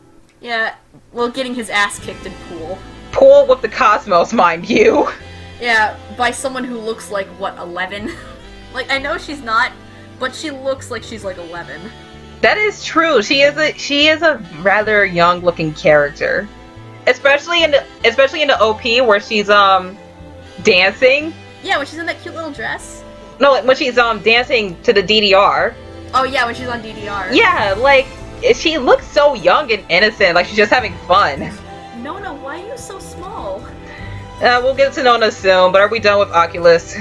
Yeah, we're done with Oculus. Like, cool. Who I accidentally happy called uncle, Clavis. Except for that one fuck-ass moment. And that God. one fucking thumbnail, fuck you, Funimation. God damn it, episode 12. Anyway, so... Moving on to Ginty. Yeah, moving on to Ginty. God, I fucking love Ginty. Ginty is voiced by Robert McCollum. And if you don't know who he is, then he has voiced Honda and Barakamon, Red Eye and Assassination Classroom, Son Goten and Dragon Ball, Oda Nobunaga and Drifters, Jalal and Fairy Tail, and finally, good old Reiner in Attack on Titan. Oh, he's also Sweden, but we mostly know him for good old Reiner in Attack on Titan. Good old shithead Reiner. God damn it, fuck you, Chapter 84. Fucking Christ. Oh, be glad that you don't read that manga. I know! I only hear it through hearsay, so I know it's worse. Well, let me just... shit hit the fan! The latest chapter. Fuck! Oh! So much! My ships! All of my ships! Fuck you, Isama. That chapter was basically, hey, you want to know what happened to Ymir? Here you go! Oh no, not her. Oh, best girl, Not why? the lesbians, please. God damn it. Oh, whatever. So, Ginty, he's kind of a, how do I put this? He's kind of bad at his job. He is kind of shitty at his job. Like, god damn it, like, you're wondering why Mayu is still around? Bruh, do your job! Damn! You're the one that's supposed to shove her in the elevator. Fucking Christ, Ginty. Yeah, instead you present her with fucking light Yagami. Also, in the OP, he rips off his shirt. Like, why are you doing this? Yeah, why? Ginty, what? That whole opening, if you actually look at it after watching the series, basically every scene is why the fuck. He's a very what the fuck character. Even then, he's still kind of a cool character, not gonna lie. So yeah. He's like a cool jackass. Yeah. And that's exactly what Robert did. He's just a cool jackass. I mean, like, a giant what the fuck jackass who's pretty bad at his job, don't get me wrong. But at the same time, I like him. I like him too. I like him. I like Robert as his character. I think Robert did a very good job as his character because he does have some moments where he has to be angry and annoyed because he won't do his fucking job. But even then, he's just kind of a laid back and chill and cool jackass. He really is. So, are we done with Ginty? So yeah, Ginty, good job. You're fired. Okay, moving on to Quinn. Who's a happy drunk? Quinn. I loved Quinn so She's much. a happy drunk. That's all you need to know. Exactly, like, she likes booze and she's fun. That's all you need to know. Yeah, plus it makes sense because she used to run the bar before Deckham and then she got the new job and she was like, fuck this shit, I want to drink again. Oh boy. So Quinn is voiced by Anastasia. I am not going to say her last name because I'm afraid of butchering it, but it's on the screen right now for anyone who's watching this. But she has voiced Tobias and Hat Quantum. Hope to God I say this right. She's in Baka the Test. That's all you gotta know. God damn, I am not saying that name. Fuck that shit. Who is this pink bear in Danganronpa? What the fuck? I am looking at a pink. Okay, you know what? Moving on. I'm looking at it too. I am looking at it too. Okay, you know what? Moving on. Just give me another I have role. not watched Danganronpa, so I have no idea. Yeah, I'm like trying to play the game before I watch Danganronpa. Anyway, she is the Lady of Kyoto and Keijo. If you haven't seen Keijo, go watch Keijo. That's all I'm gonna say to you. Oh my god, she was Kaneki's mom. Oh my god, was she? Yes. She was also Yuno's mom. You fucking kidding me? Let me look at this fucking shit. I swear to God. Bullshit. Her last name is Gasai in Future Diary. So all right then. So Quinn. No. Quinn. We're not talking about that. We're talking about Quinn, who is a happy drunk. Happy drunk. There you go. So, jeez. I really like Anastasia as Quinn. That's all I really got to say. Cause she's a happy drunk. She is. That's all you need to know. And so much fun. She is so much fun. Like she's definitely the most fun when she's a happy drunk. But there's also like that moment where she's just like, "Hey, you're dead. All right, moving on. Hey, you're dead. All right, moving on." Like this is why she was shitty as an arbiter. Exactly. But I especially like the part where she was just bitching about her new job and she was like, "Do you know how many times somebody dies? Like you sort out all these memories and then 2 seconds later you get a new one because hey, you're dead. Great." I fell in love with her at that moment. Yeah, because basically her entire character is work sucks, I need a drink. And that's why she is such an awesome character. Oh, I love Quinn. Yeah, Quinn is a really good character. Quinn is a fun character, and Anastasia does a really good job of portraying her because she's a happy drunk. She while also hating her job, and geez, she's just fun. Yeah, she's just a fun character in all of this drama. So yeah, good on Quinn. Good job. Really like Anastasia. Oh man, so ready to move on? Yeah, let's move on to Nona. Good old Nona. Tiny little Nona. Oh my gosh, she looks like she's 12. Which is funny because like she's such like a big dick boss to all the other characters. Exactly. For the most part. And she's like half their size. Exactly. Oh boy, but Nona is voiced by Jay Saxton, and you probably heard her as Eve in Bakano, Miku in Data Live. Hope the guy said this right. Ruruka in Danganronpa 3 and the end of the Spare arc. Kanomi in Ultimate Otaku Teacher. She is Mary in Grimguard of Fantasy and Ash. Koneko in High School DxD. And finally, she is Tsukumo in Carnival, that god-awful dub that I love so much. Oh my gosh, she's my waifu in Keijo! Are you serious? Okay, like, in Keijo, oh my god. Okay, I don't know if you're gonna watch Keijo or not, but in Keijo, there's this girl, and she's this girl who hates Keijo, but she loves BL. Mm-hmm. Like, when you first see her, she's listening to a BL CD while they're getting ready for a training battle while they're in college, and she's a meme. She just goes, "That's the stuff." Oh, she's my girl in Keijo. Oh my god. Kotone in Keijo. Oh man, I did not know that. I haven't been keeping up with the Keijo dub, so I'm sorry about that. I'm like, Emma, I'm sending you a picture of her right now. She's total Fujo trash who hates sports. Oh my god. And I love it. I just sent you the picture. Oh my god. Because like in that scene, she was just daydreaming and looking up in the clouds, and she saw her yaoi ship. That is me. Just like, and then she was just like, "That's the stuff."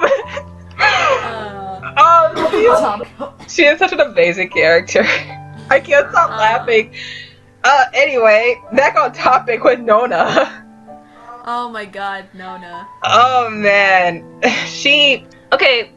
I really very, very, very much enjoy Jade Saxton as Nona. Because Nona, when you first meet her, she can be kind of a high and mighty bitchy character, especially with the way she talks about Decim in front of his face.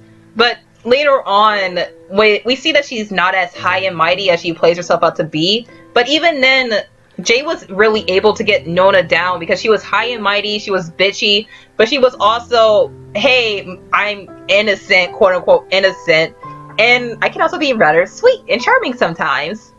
Yeah, like, I love this character, mostly because, well, she was very, business-like, because she was in charge of, like, every arbiter on, like, 90 fucking floors. So, like, yeah, she's, like, the big boss that's, like, the size of a middle schooler. Yeah, like, she's very authoritative. She has that iron fist. Yet, at the same time, at the drop of a hat, Jade is able to be that authoritative boss to the kind of innocent, quote-unquote innocent girl. Just like, oh, you'll get used to it. Yeah, like, she knows how to be very sweet. Like, when she's talking to Oculus about different ways to judge people, like, I could hear that she had just completely dropped her business tone. Like, yeah, like, she really toned it back in that moment. Yeah, that was just beautiful. So, Jade Saxton, I thoroughly enjoyed her in this role. So good. Yeah. Okay, we really can't say much other than that we enjoyed it. So, good job? Good job. Good job. You're cute. Okay, time to move on to the final two. No.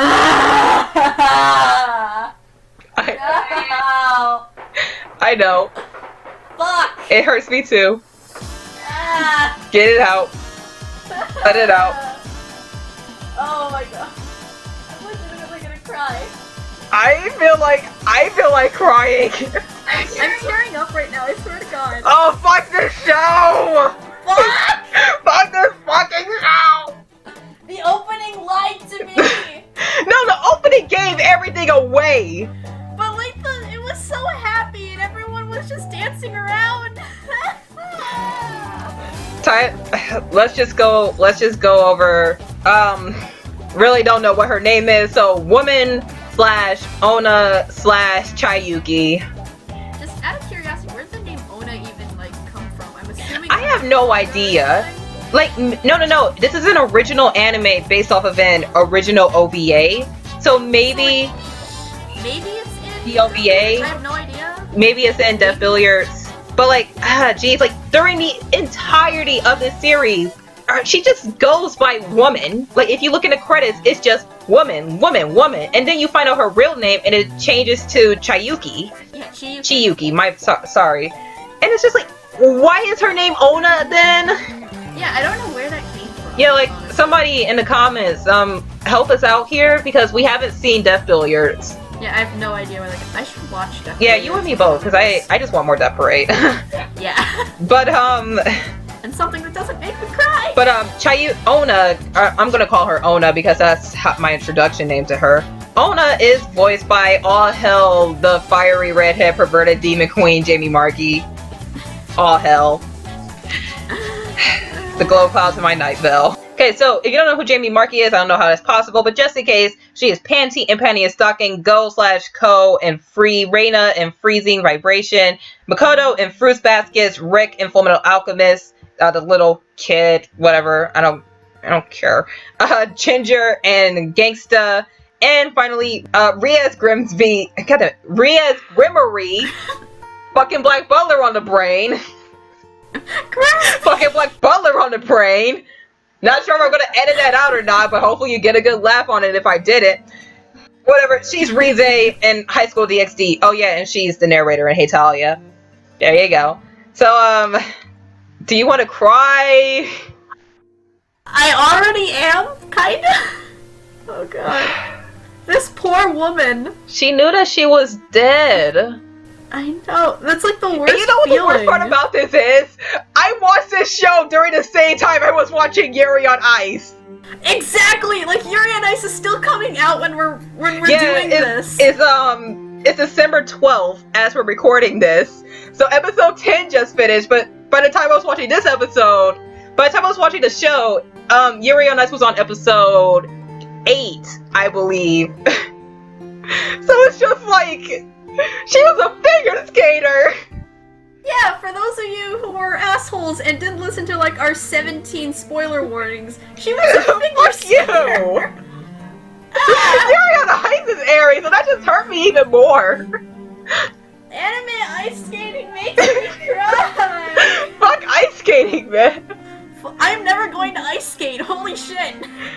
Oh, you just feel so horrible for her because it goes into her backstory and it isn't this giant tragic backstory like, oh, she was a child who had abusive parents and she was hungry and poor and her mom died. No, she didn't have a tragic backstory. In fact, her backstory was that she was a normal girl with hopes and dreams, and she achieved her goal in becoming a figure skater, and she had friends and a normal life and a boyfriend and a career, but then suddenly she injured herself and all of that was ripped away from her.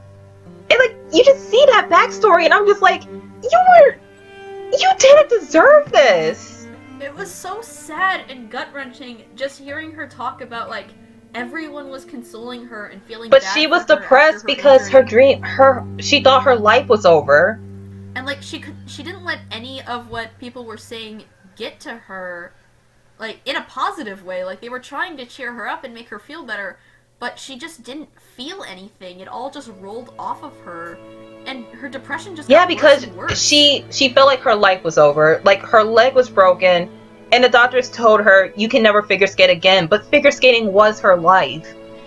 All her life, she just wanted to become a figure skater, ever since she was a child. And everybody was so proud of her. Her mother said the happiest moments in her life was seeing her dancing and being happy. And you just, she just tells her mother to go away, and she's just crying on her bed, and then she goes, I slit my wrist because I felt like everything was over. And I was like, baby, no. Now I'm scared for Yuri. Yuri already went through a bunch of shit. Fuck, we have 2 episodes left. God damn it, no, I'm not ready. I'm not ready. No one hurt the Cinnabon. Nobody hurt the Cinnabon. Just let her win a gold medal. Nobody. I swear to God, fucking nobody will hurt. I swear to Cinnabon. fuck, if JJ wins, I will flip shit. I will flip so much shit. Just. I will stab a Canadian. I swear to God. No, I'm hiding my best friend from you because my best friend is part Canadian. My family. Oh my God, you're gonna stab your family? And like the last episode's coming out like around Christmas. The last episode is on December 21st. That is Victor's Christmas and Victor's birthday. So like like a week after the episode airs, I'm going to see my Canadian grandparents. So if JJ wins, I'm going to flip shit. Christmas is Victor's birthday. Let these people be happy. Are we done crying so we can talk about JB? Okay, well, I guess.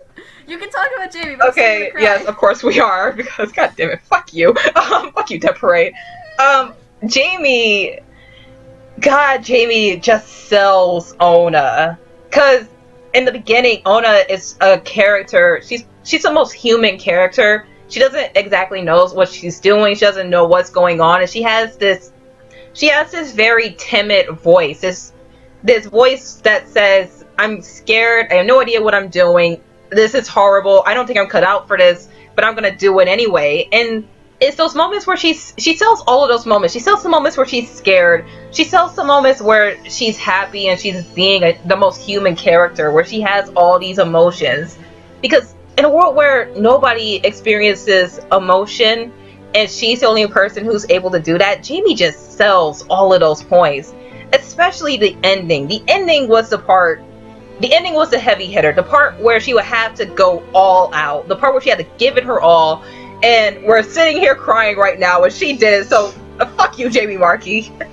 All hell. I'm being honest when I say I don't, like, react very much when I'm watching anime. Usually I'm just kind of sitting there taking it in. I mean, except for the case of Yuri on Ice when I'm screaming on the floor for oh my gosh, if you follow me on Twitter, you know what it's like. But, like, this, I cannot watch the last episode without crying. Yes. Like, there's especially no way. like that moment where she's given the button, and she's given the choice to either kill someone in the world and go back to life, or die and never see her mother again. That was the part where Jamie had to, like, give it her all. When she's screaming at Decim to press the button for her. Yes. She legitimately wants to kill someone else, because she looks at her mother crying over her, and she's like, I'm coming back because I don't know this person, so it won't affect me. But then she looks back at her mother and she's like, I can't do it, because even though that person doesn't affect me, it's affecting someone else, because everybody matters to somebody. And exactly. That just fuck you, Jamie Marchi. Fuck you, Death Parade. Fuck everything. Fuck my life. Jeez. Yeah, and then she's just screaming at Decim like, you pressed the button. And then she makes Decim cry. Yeah, what? My god, my baby! No! Boy. This is a heavy show, in case you haven't noticed. It's... Death is in the name. You know it's gonna be also heavy fuck shit. that opening. I know! The opening is such a cock tease! Fuck! Here's the thing. First, it's misleading because of how happy and upbeat it is. And then you see it at the very, very end of the series, and you're just like, what the fuck? You spoiled the whole thing! Exactly! Like, and then, like, I was so pissed, but at the same time, I was just kind of, like, applauding it. Yeah, like, holy shit, you snuck all this in while we were distracted by everyone's happy-ass dancing. That music is so upbeat and catchy, it's just, like... I adore that song is awesome. My god. You know, like, before I watched this show, everybody was talking about how awesome the song was, and I was like, alright, I'm gonna avoid listening to that song in its entirety, just so when I watch this show, I can just, like, hear it all in its full glory, and I was so glad that I did. I know, it's so good. It was actually one of the first anime themes I downloaded. Really? Yeah, because I didn't do it much before that. I think before that, all I really had was, like, the Attack on Titan music. Of course. And I think, like, one song from Black Butler. But then, like, the second I got that song, I just decided, you know what, fuck it. I'm gonna get a lot of themes, because yeah, there's, like, so many really good anime themes. Like, if you make a top 10 list on the best animated openings, you're gonna have to, like, exclude anime in its entirety. Because let's face it, anime music is awesome. It's so can we please move on? Yeah, let's move on and just JV, we love you. We love you so much. But you kind of broke our heart. So we love you, but we kind of hate you at this moment. We hate you for doing your job. Why? I don't know. Because we don't like being sad. Okay, let's move on to the final one. Hello, Decim. How are you doing today? Baby, no. This entire show. He was just so innocent and naive and unknowing, and then you get to the ending and it's just like, why did they have to hurt my white-haired baby? What do we always say about white-haired characters? No matter how much you love them, they always have a tragic backstory. God! And surprisingly, this one isn't gay for a guy whose name starts with a Y. No, starts with a YU and ends in an I. True, very true. Well, besides, like Hide is Kaneki. I mean, Kaneki's an exception. Because everybody thinks that Hide is gay for Kaneki. Well, I mean, it's kind of sort of just true. a tiny bit, maybe. Just a little bit. I ship it. Let's get back to this precious. Okay, so Decim is voiced by Alex Organ, and if you don't know who he is Aiwazawa in My Hero Academia. He is Norway in Hetalia, Lucifer in High School DxD, Doc/Doctor in Black Butler Book of Circus. Oh no, he's Mr. A in Tokyo Ghoul. The creepy white-haired guy in Tokyo Ghoul Ru A. No! He's pretty much the second coming of Mato. No! God! See, if you've seen a Tokyo Ghoul video, you will know that we do not like Tokyo Ghoul Ru A. However, there are some things that we remember, and unfortunately, Mr. A is one thing that we remember. Fuck! But, let's not talk about Tokyo Ghoul Ru A. Let's talk about Decim. I just love. Everybody loves Decim. So oh my god, Decim is so good. I just love those characters where like they don't know much about humans for one reason or another, and they're just always so adorably oblivious. Yes. To like some of the inner workings and emotions that humans feel, and he pulls it off in like the classiest yet most adorable way possible. Yes, exactly, because Decim is a character. He doesn't quite understand humans, so when he's close to Ona, when he's observing and building a bond and a connection with Ona, it's so sweet to see him try and learn more about humans and see him observe Ona and become friends with her. Just, he's so cute. But one thing I want to point out about Alex Organ is the differences between his English voice and his Japanese voice, because in the Japanese, Japanese Decim had a much deeper tone. However, Alex, he diverged from the Seiyu because he didn't play him as deep, but he was still rather low and monotone, just a tad bit more monotone, but yet he was able to convey all of the emotions and very big plot points of Decim.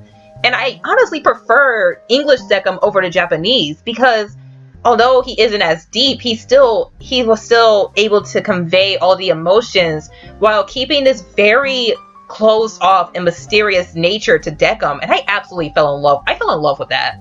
Exactly. Like, I think that the biggest part is when he started crying, because he played this monotone voice the vast majority of the series, and then having to work up all that emotion pouring out at once. Yes.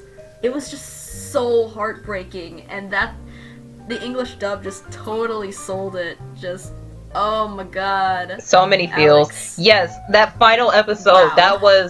that was Alex and Jamie's big moment. That was the part where they would have to just, like I said, that was the part where they would have to just push themselves and completely sell it. And they fucking did, and I fucking loved it, and oh man. They fucking did it. And God, it's that final episode. Like, this, throughout the entirety of the show, Alex and Jamie were very good together. They worked so great as a pair. And it's the final episode where they really have to go up and beyond. And man, just that moment where Decim just screams and breaks and his eye shatters. He gets a human eye. And man, Alex really sold that moment. That moment was amazing to watch. That was just incredible. Even if it did break my heart. Yeah, it just shattered it to a million pieces, just like the scene around him. And that fucking... like, when he's screaming, just like when everything is breaking... That is everybody's heart during that moment. Like, you can just see that entire scene was made up of people's hearts during Yeah, that and moment. I've been waiting, and I've been waiting ever since we were talking about Oma to say that. But the final moment between Decim and Ona, when he puts her, when she's walking towards the elevator and they're saying goodbye, that was the best moment for... When she told him to smile, that was so fucking That was the best moment for both Alex and Jamie. Not everything else before it, not the screaming and crying in pain, just the final calming moment where they just share this very tender moment with each other, and they're saying farewell. That was it. That's what I love about this. That's what I love about both of their performance. Just the goodbye scene. Yeah, they were incredible. The last episode in general was just amazing with the two of them. God, this stuff is so good. Yeah, so and then she's gone, and Decim goes back to work, and he greets the next players with a smile and that fucking figure, man. I swear to God. God, the mannequin. You care about her that much. But you know, the opening kind of says that they'll be together again. Kinda. A little. Maybe. Because like they were, like the strings came together and formed their hands, so that just kind of said, hey, don't worry, they're gonna see each other again, and that gave me hope. Okay, but like I'm still kind of hurt because he might lose memories of her because she was a guest. Well, no. I don't want to. I know. Of course not. Like he might forget, no, of course not. Of course he didn't, because it was when she left. He made the mannequin of her, and he greeted the players with a smile. That was basically saying that he remembers her. Like, maybe Nona was nice enough to let him keep the memories of Ona. She better have. Because like those moments just say that he didn't forget. Mm-hmm. But yeah. We're ending it on a very somber note. It's a very sad and heartbreaking show with a very sad and heartbreaking final episode. Man, you know what I absolutely hate? You know, the moment I hate the most about the opening theme is when they're dancing together. You just watch that again, and it's just like, fuck you. I want to see them do this again and again and again. Oh boy. So can we please stop crying? Yeah, let's wrap this up. Yeah, so final thoughts on Alex as Decim.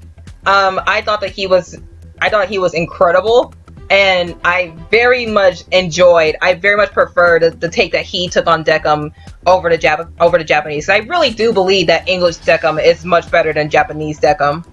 Yeah, I definitely agree. I absolutely adored Alex's Decim. It was so perfect in everything. It's adorable. Okay, well, that's it. That's all of them. Oh my god. But of course, we gotta do the wrap up. But at least we can cry less now. Maybe.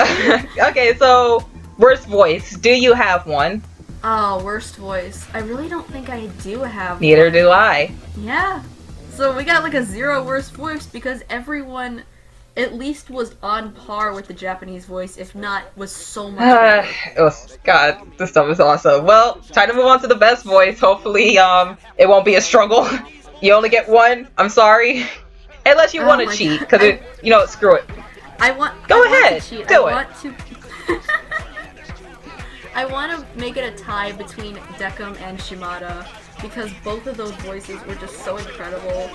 Todd specifically for just breaking his usual mold, and Alex for just being amazing in general for every little thing that they did. So I'll make it a tie. Okay, well, originally my best voice was just Todd, because when I was coming up with my best voice, I said, okay, which one of these hit me the most? Which one do I remember the most? And it was definitely Todd, but now that you kind of said Decim, then fuck it. I'm giving it to them both too. Yeah, so they both win. Yeah, because God, Todd really punched me in the gut with his performance. That was incredibly different from what I'm used to hearing him do. And Alice's take on Decim, I thought it was a bit better, if not much better than the Japanese. I heavily prefer his Decim over the Japanese Decim. Plus, like I said, it's just those final episodes and that mysteriousness that he gives to the character. Like, he's incredibly closed off. He's a bit more monotone, yet he's still able to convey that emotion and that mysteriousness that he gives to Decim. And God, trying not to cry.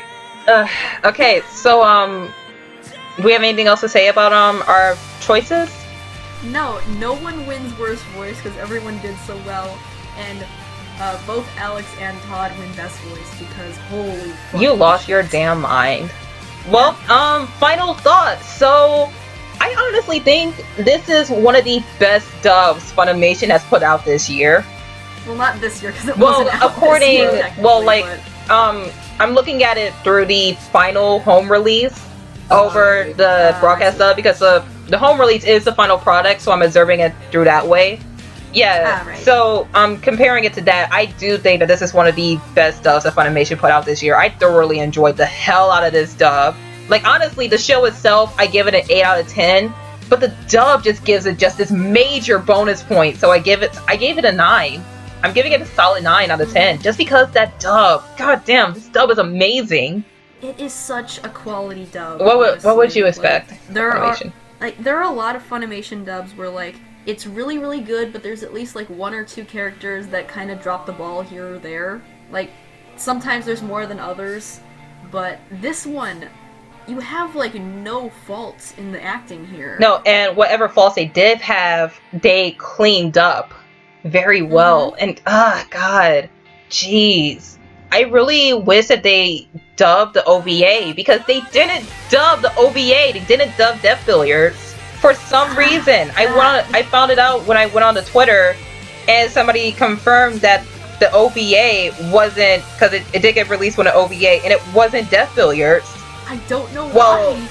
I can see because Death Billiards and Death Parade, although Death Billiards did inspire Death Parade, it's still 2 completely different things, so you're going to have to get a different license just to be able to, you know, bring it here overseas.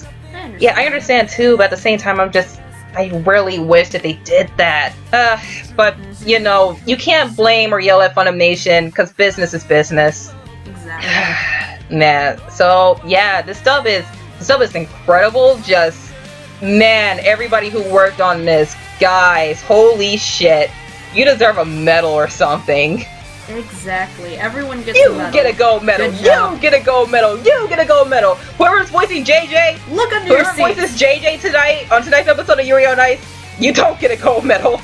You are not going to get a gold medal. I don't give a damn if you're going to get married. You're not getting that fucking gold medal. Cause fuck you, JJ. Shut up, JJ. Just like, I'm going to marry my wife. I'm going to win a gold medal and marry my wife. Cause fuck you, Yuri and Victor. And everybody just walks past him. Yeah, like, fuck nobody you, gives JJ. a damn. Like, they all had that face of, like, you will not get any mercy. Exactly. Just. Oh man, JJ is such an ass. But yes, he is an ass. But for the cast of Death Parade, look under your seats. Everyone gets and a key to a new car. Oh man, this was such a great dub. Okay, so if you would like to watch Death Parade, well, it really isn't that hard because you can stream it right now in both sub and dub and on Funimation's website. You can also pick up the Blu-ray wherever the Blu-rays are sold, such as Best Buy, Books A Million, Barnes & Nobles, or of course on Funimation's website. If you would like to hear more from me and Emma, we have 2 other dub reviews up on this channel. One of Black Butler Season 3 and BOVA, and the other one of Tokyo Ghoul. Please check them out because I am incredibly proud of those. Even though the Tokyo Ghoul one we sidetracked quite a bit. We sidetracked a lot. Emma, you don't have anything to whore out, so I'm just gonna whore out. No, I got I'm just gonna whore myself out. So, if you would like to hear more from me, you can subscribe to this channel to stay updated on future videos. I have a few more coming out before the next dub review in January. I mean, well, we don't really know when it's gonna come out, but there is a new dub review coming out starting off 2017, right? And guess what? It is not Yuri on Ice! We've been hyping it up with the first dub review in January. I mean, the first dub review in 2017 is not Yuri on Ice. So stay tuned. But I do have a few more videos coming out, so stick around for those. And hey, if you feel so inclined, you know, you can subscribe or like this video or leave a comment telling your own thoughts of the dub. You can also follow me on Twitter at callmeAriNS, capital NS. And I also have other links down there, such as my anime list and my now dead Twitch channel, but I am going to try and bring it back for 2017 because I just want to play video games and chill out with people. And yeah, that's pretty much it. Just thank you so much for watching / listening. Thank you so much for sticking around with us during 2016 because we had a lot of fun making these, and We can't wait to see you in the next year. Bye for Yeah, now. see you in 2017, bitches! Hopefully it's better than this year. Hopefully. Cole Brown died this year. Fuck off. 2016 fucking sucked. But yeah, let's get rid of 2016. never speak of this year again. Exactly. But let's stop talking about it and just read 2017 and hope and pray that it will be better than 2016 and start it off right with a new dub review. That is not Yuri on Ice. Yeah, you're gonna see what it is soon. Thanks for listening, everyone. And until next time, Emma, you wanna say goodbye? Bye bye. Till next time, we're out.